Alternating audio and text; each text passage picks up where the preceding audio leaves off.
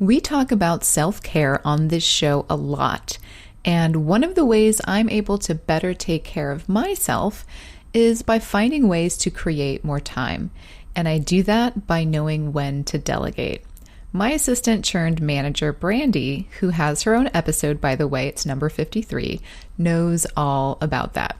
The number one rule to delegating is knowing what absolutely needs to be created by you, and then knowing which things someone else might be better at, or which things someone else can do easily. And when I need something done outside of my and Brandy's scope, I use Fiverr.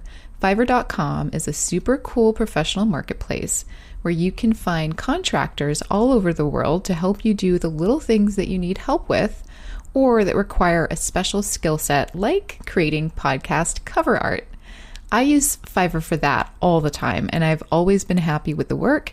And each virtual professional on Fiverr also has comments and rankings so you can see who is consistently providing great work.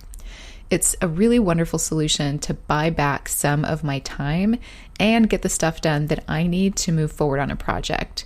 If you're needing some more time in your schedule, I highly recommend finding ways to delegate and maybe finding your own virtual assistant, like mine was Brandy, who's now a manager, or copywriting, or maybe podcast cover art, or anything else that you might need that you should be delegating. I have my very own Fiverr link in the show notes that will take you right to it. So take a breath, click the link in the show notes, and spend that extra time for yourself.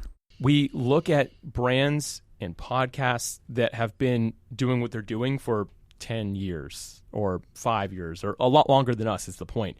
And we compare our day one to their year 10. And so we look at everything they're doing. We're like, oh, well, they have a Twitter, they have a Facebook, they have an Instagram, they have Facebook groups, they have all these other things built into their whole process. So I need that when I launch.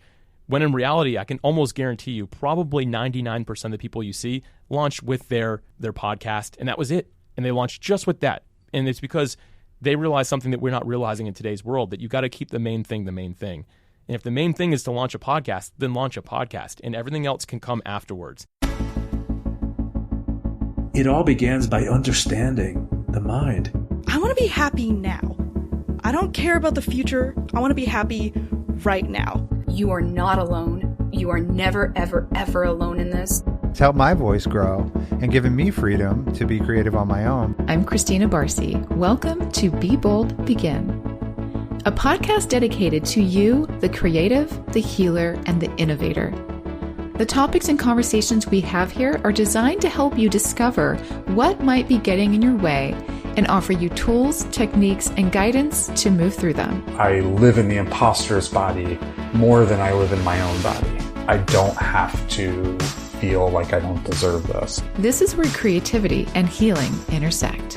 If you decide to be bold and begin, you have the opportunity to feel humbled and empowered. I totally believe that. I'm a certified Kaizen Muse creativity coach, a certified Reiki energy healer, and an entrepreneur, artist, and presenter. I will share with you my experiences, my proven tools and techniques that helped me and my clients and loved ones shift and expand in the areas they most desired. This is a gentle and open space where you will hear how others are being bold to encourage you to begin your own journey or expand the one you're on. This is Be Bold Begin. If you like to simplify your systems and practically approach your action steps with ease and intuition, then our guest this week, Alex Sanfilippo, the founder of Podmatch.com, takes us through his process for starting a brand with bonus checklists for how to approach social media and an order of operations that is repeatable and simple for your projects or podcast. I really enjoy the way Alex breaks things down, and I think you're really going to enjoy these next 15 minutes. So let's get started. So Alex, I want to ask for those of us who are just starting out, what is the difference between creating a personal brand and a company brand, or is there one? Yeah, so Barcy, great question here, because a lot of people, they assume they have one or the other, or that they're combined somehow. They're a little bit different. So I'll use the example of my own brand. So me personally, my personal brand is Alex Sanfilippo because that's who I am, right? So that is my personal brand. My company brand is PodMatch. two different things. Now, I will say this, your personal brand will always grow faster than a brand that is like a corporate or a company or anything like that, because people like people. They want to do business with people. And that's why many people, you'll realize that what they do when they start a company or a podcast, they name it themselves, and it seems to grow a lot faster. Now, I will say, for the most part, aside from maybe some like A-list celebrities and things like that, your personal brand will sort of cap at a level that your company brand won't. And that's why I think it's important that if you do have a business, to align the two together and kind of cross-promote and things like that a little bit, not at an annoying level. But you have to always think that, okay, if I really want something that's going to grow past just me, I have to have a company brand. But I have to know that it's the long game if I'm doing that. Or if it's just something I'm doing for a hobby to help or serve people, a personal brand is great. Either way, I think you do have to have the personal side. It's just a matter of how much effort you put into it. Okay. How much do you think, so let's say you're creating a company brand or some product or whatever, how much of your personal brand should be integrated into that? Like, what if you don't want to be the face of your brand, or but you still want it to feel human and connected to your core values and stuff like that? Like, how does that work together? Yeah. So for me, I always challenge that, like saying that, should it be you? And there are some cases where no, it shouldn't. And if that's the case, it's finding somebody that would be like your ideal client, or somebody that that like, this is the person who's going to be using this. Find a Gen Z like influencer, right? Somebody who's a little bit younger that maybe fits that product or service. I don't know why. I just imagined clothes, and I was thinking something that's trendy. So that's what popped in my head. But let's just say that's what we're talking about here. It's finding that person. You say, hey, I'm going to hire you. I'm going to pay you on commission or give you partial ownership, whatever it is. You're going to be the face of this brand. You can totally do that if you want to, if it's not something you want to do. But I always do challenge, like, what is it? And can you engrave yourself in it? So for me personally, I decided to put myself all in with Podmatch because I'm spending many hours every single day working on this. I mean, it's my full-time gig is working on this. So I like people to see that, because anyone who knows me knows Alex is working on this. If I never showed that, it'd be a little strange. I'd be very inauthentic, I feel, on what my social media might look like. And there's some people that they just show pictures of them traveling and doing all this cool stuff when they're grinding at, like, they're really grinding on a business somewhere as well. So for me, tying those two things together is important. But there are some cases where you just aren't the ideal client. It's just something that you're coming up with. So it's to find that person or that group of people that you can really align with, and I call them influencers. Doesn't mean they have millions of followers, but there's somebody that have some influence on other people, and let them be the face of the brand and find a way to make that happen. Thank you for that. And I think you do a really good job, actually, of integrating the two without it feeling separate, but also feeling very professional and authentic all at once. So thank you. Appreciate that. That's why I want to ask you that question. Yeah. I think you're doing a really good job. Thank you. Yeah. So, okay. So for someone just starting out, again, what would be the first steps? What should they do just getting started to start wrapping their head around branding? Yeah. So the very first thing that we all need to do is we need to figure out the niche or the group of people that we are wanting to serve with our solution that we're making. So you're going to find that small group of people. You're going to find the problem they have. You're going to offer a solution for it. So that's to me always step one. So really figure out where you're going. If you don't have a direction and you're just trying to create a brand or build something to build something, it's never going to work, because that's just more noise, and the world has plenty of that. So again, you want to really hone down. So you want to find the niche or group of people that you can serve, and you find their problem.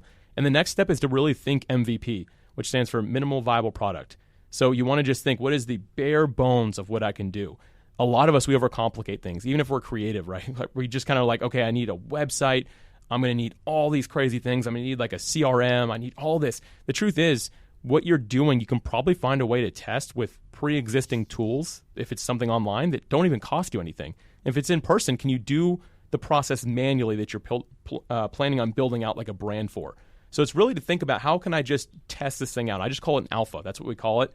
I've launched a few companies more recently that are still very new. They're not even public yet, like we haven't talked about or anything like that.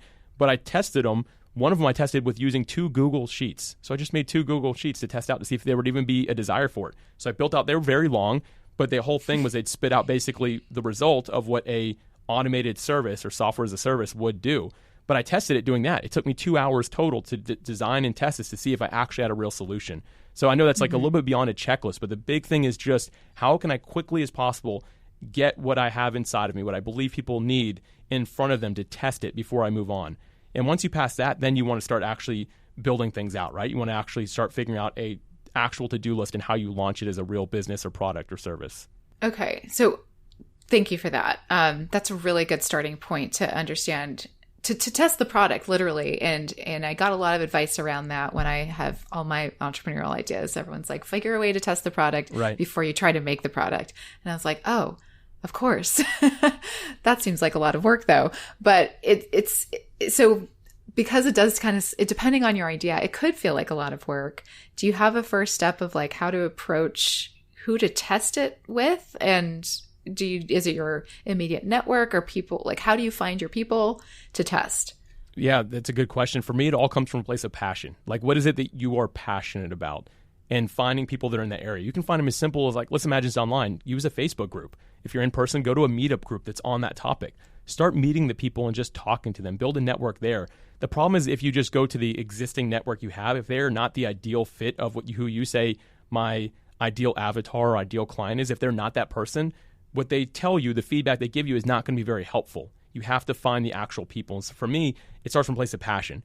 So an example, like at one point I actually thought about building out a solution for people who play soccer because I love soccer. I was around soccer players all the time. So I kept on hearing them share, oh man, I wish I knew which fields were open in Jacksonville before I drove out here. And I was like, man, what if there was something like a way that we could just build a software that tells you which fields are available? And in my head, I'm like, man, that's a lot of work to build that software. But what if I just start with a Facebook group where people would just comment which ones are open, right? That's how you test it. Would people actually even follow the Facebook group?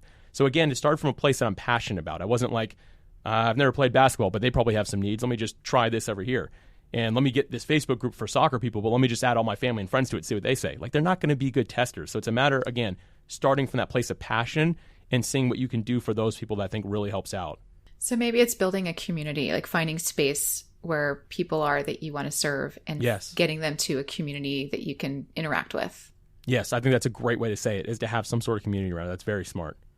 Okay, awesome. I love that. Intuitively, I feel like that's the right move too. It just feels right. So thank you for sharing that. And just here's a question that I just realized comes up a lot when I'm consulting. There's a lot of confusion around what actually branding is versus marketing. For some reason, there's just, it feels convoluted for a lot of people. Can you help us just define exactly what branding is? Yeah, so branding is different from your brand, right? Like your brand is kind of more the persona. Like I've said before, it's what people say about you around the room. But branding itself is more so along the lines of perhaps the logo, the verbiage that you're using, the service that you have, like what it actually is really important. And I think that good branding is very clear, very precise, has less words. So always think less words in anything that you do. But to me, that's really like what is kind of like piece of what branding is. And then your marketing is the material that you build around that. So how you're actually getting that to people that would be interested in it. Not the world, not the masses. I mean, I'd rather, when someone tells me I have a 1 million person email list, I'm like, cool, are they segmented? Like, do you know who they are, or is it just 1 million different random people? Then you have someone who has 1,000 people that are person XYZ. They know everything about them. I'm like, that's a better list than the 1 million person list, because you can actually market to that list based off your branding that you've designed. They can look at it and see, oh, that is me. I like that. So that to me is a bit of the difference. And I hope that's the direction you're wanting to go with that. No, that's great. And I think that last part sounds like you're suggesting that it's the engagement, like who's going to engage with you on that list. Yes. And if it's a smaller list, that's fine as long as they're engaged. So it's the relationship community building again is what I'm hearing. Am I on point there? Yeah. For me, all this stuff is very organic and natural feeling. So that, like, to me, like everything that we've talked about sounds really like smooth. Like, I'm passionate about this. I'm going to build a community around it. Now I'm going to find the problems these people have. I'm going to offer a solution to it. I'm going to launch as quickly as possible. I'm going to build my branding around what they told me the problem was, and then I'm going to market to more people I think fit that mold, right? Like all that to me flows very naturally. It's not like I'm going to make a product and I'm going to blast out to 1 million people, and then I'm going to do this, and then I'm going to build the website. And like that to me seems less structured. To me, what I'm talking about is just a natural progression of how you can actually get a brand launched and started. And to me, that sounds almost more structured. The rest sounds like a lot of like how to infiltrate it. Like, this is how you're going to do it. And like, it's kind of why I like breaking things down in this sort of very like, almost like an equation or checklisty kind of way. Cause it's like, okay, I just need the first 2 things I need to know to begin so that I can have a process. So yeah. And I like that you're defining it between those 2 approaches. Cause really one is more smooth and intuitive and like, duh, of course, like, you've got to have the idea and then you've got to talk to some people, but it can get very convoluted when we start listening to all of the influences around our faces. Yes. Speaking of that, let's talk about social media for just a moment. How important is it? I'm going to switch to podcasters because that's a brand when we start something. It is. Yeah. So how important is it to leverage on social media for a podcaster, and what's the best way to do that? I feel like we're one of the groups that has the hardest time getting that figured out. And you did a presentation on this recently, which I really liked. And I'll just say one of the things you said that was the podcasters we're really bad at giving the value at that stage. Yes. Which is interesting. Can you talk us through that just a little bit? Yeah. When it comes to social media, and I'm going to keep this specifically to podcasters, but in general, I believe this applies as well. We look at brands and podcasts that have been doing what they're doing for 10 years or 5 years or a lot longer than us is the point. And we compare our day 1 to their year 10, their year 5. Right. And so we look at everything they're doing. We're like, oh, well, they have a Twitter, they have a Facebook, they have an Instagram, they have Facebook groups, they have all these other things built into their whole process. So I need that when I launch. When in reality, I can almost guarantee you probably 99% of the people you see launched with their product, service, their podcast, and that was it. And they launched just with that. And it's because they realize something that we're not realizing in today's world, that you got to keep the main thing the main thing. And if the main thing is to launch a podcast, then launch a podcast, and everything else can come afterwards. So with that said, I do think that social media is a very valuable tool and will help you grow your podcast, but I don't think you need to be all places all the time. What I decided to do is, and this wasn't the best strategy, I did launch everything. I built content for all of it. And very quickly I realized, okay, this isn't beneficial because I'm only getting traffic from some places. So I created content that was the same on all platforms. I tried this for a few months and just launched it out to all of them. I used an app called Buffer, which you can schedule out social media. So I just did that. And I realized, I'm like, all my traffic's going to come from Instagram. I know it. I know it's going to. And when I realized that 90% of my traffic was coming from LinkedIn. So what I did is I actually shut down for a long time. I shut down my Instagram. People were like, you're crazy. You're missing out on a ton of traffic. I wasn't missing out on any traffic. What I did is I redirected that effort that I was putting into Instagram into LinkedIn, and I saw my numbers increase even more, even faster. I was doing less work. So for me, social media is very important, but we want to make sure that we're using social media properly and in the right place. So think about where your audience is. Like, where are your ideal listeners hanging out? Are they hanging out on Instagram? Are they on TikTok?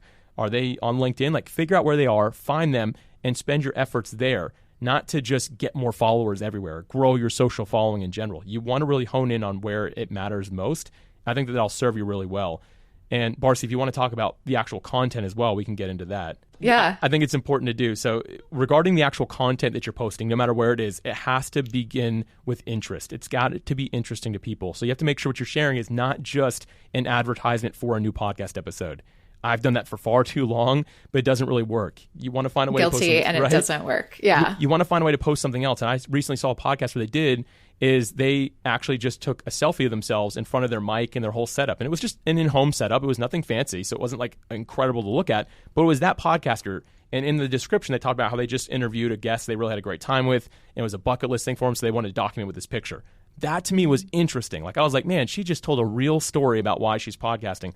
I love that. Instead of out tomorrow, new guest, check it out. Like, that's more advertisement, right? So it's got to be interesting for people. So whatever platform you're using, make sure that people are interested in it. And I always just call it the 3 R's of content. Make sure it's real, raw, and relevant.